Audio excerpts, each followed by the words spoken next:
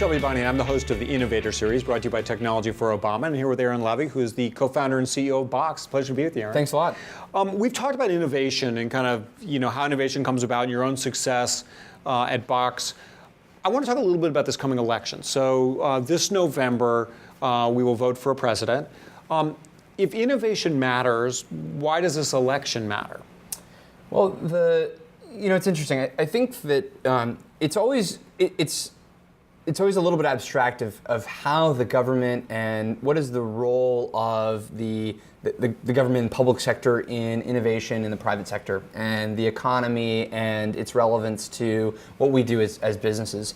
And I think the connection between the role of government and what we have to do is government has this interesting ability to have a very long-term view on the economy, on the world.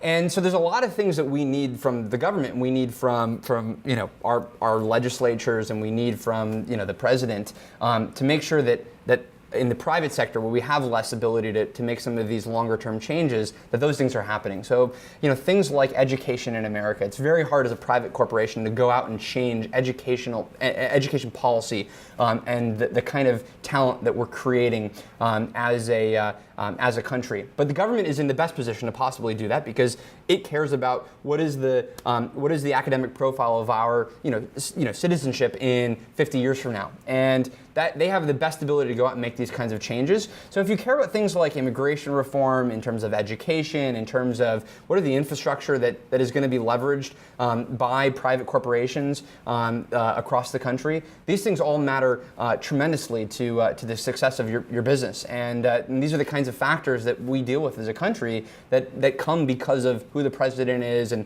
what are the policies that America has. And do you think, as you look at the two candidates we have, do you think one of them is kind of more compatible with what kind of are your long-term priorities and create the right environment? Well, I think I think it's always hard to separate the things that you're hearing and the things that are sound bites and we're talking about from what really goes on and how these governments are and administration is actually run.